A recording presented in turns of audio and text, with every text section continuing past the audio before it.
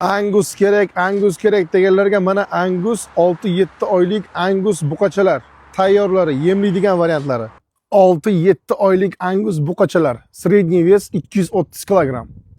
O'zbekiston, Tojikiston, Qirg'izistonga o'sh xarajatlari bilan qanchaga boradi? Bu videoga bitta like bosib, kanalimizga obuna bo'lib qo'ysanglar, shuni bilib olasizlar. Keyin bu videoni Rossiyadan buqa olib kelaman deb turgan tanishlaringizga yuborib qo'yinglar. Eng optimi, eng birinchi bizda, keyin ikkinchi, uchinchi, to'rtinchi qo'llarda. Birinchi Rossiyada, faqat bizda bo'ladi inshaalloh. Angus deganlarga mana Angus, tem bo'li kichkinasi kerak menga 230 kilogramm живой vesga ega. Ayni siz siz xohlaganlari Rossiyadan O'zbekiston, Tojikiston, Qirg'izistonga kim birinchi bo'lsa inshaalloh shuniki bo'ladi. Bu yerda общий Anguslar чисто o'zi 35 dona, qolgan 25 donasi semental parodali buqachalar. 60 dona общий mol bor, 60 dona наличида.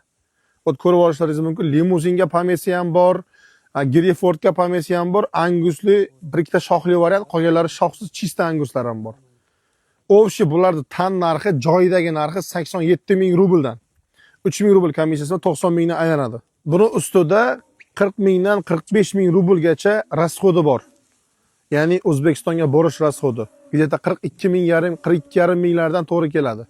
Shunda 90 ming bo'lganda 42,5 mingni qo'shsangiz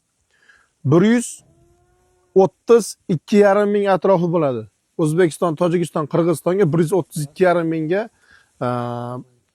qanaqa narx? Kommentariyada yozib qoldiringlar narxini. Zo'r bo'lsa zo'r, qimmat bo'lsa qimmat. Assalomu alaykum, rahmatulloh.